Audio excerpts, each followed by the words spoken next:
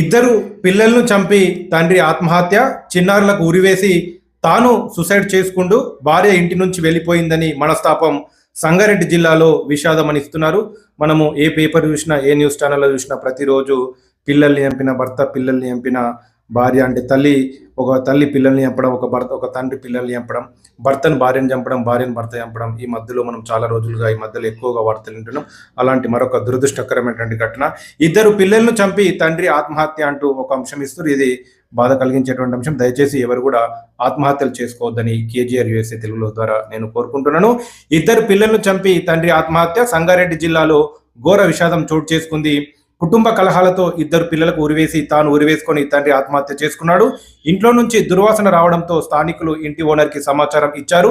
వెంటనే అక్కడికి చేరుకొని డోర్ పగలగొట్టి చూడగా కుళ్ళిపోయిన స్థితిలో డెడ్ బాడీలు లభ్యమయ్యాయి. భార్య మంజుల 35కి వివాహేతర సంబంధం ఉన్నట్టు తెలుస్తుంది.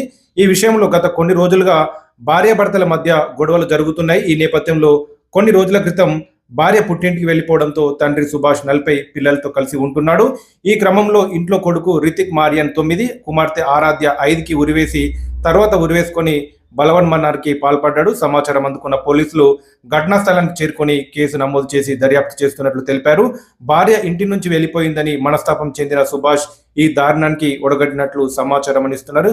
ఈ మధ్యలో చాలా మంది మహిళలు ఇతరులతో అక్రమ సంబంధాలు పెట్టుకొని ఈ రకంగా చాలా మందిని తన భర్తని పిల్లల్ని వదిలిపెడుతున్న సందర్భంలో చాలా మంది భర్తలు చనిపోవడం, లేకపోతే పిల్లల్ని చంపేయడము, లేకపోతే కొంతమంది భర్తలు మిగతా ఆడవాళ్ళతో అక్రమ సంబంధాలు పెట్టుకొని ఈ రకంగా ఒకరికొకరు చంపుకుంటున్న సందర్భాలు ఈ మధ్యలో చాలా చూస్తున్నాం. ఇది దురదృష్టకరమైన ఘటన. ఇలాంటి సంఘటనల పట్ల మీ అమూల్యమైన అభిప్రాయాన్ని తెలియజేయాలని కోరుకుంటున్నాను. Thank you. కె గిరేందర్ రావు, శ్రీగాధ రాజన్న సిరిసిల్ల జిల్లా, ఫ్రమ్ ఇండియా, కేజీఆర్ యూఎస్ఏ తెలుగులో. ప్రతిరోజు ఉదయం 7 గంటల నుంచి 8 గంటల వరకు వివిధ తెలుగు దినపత్రికలోని ముఖ్యాంశాలు చదువుతున్నాము. మన ఛానల్ని సపోర్ట్ చేస్తున్న ప్రతి ఒక్కరికి పేరు పేరున ధన్యవాదాలు.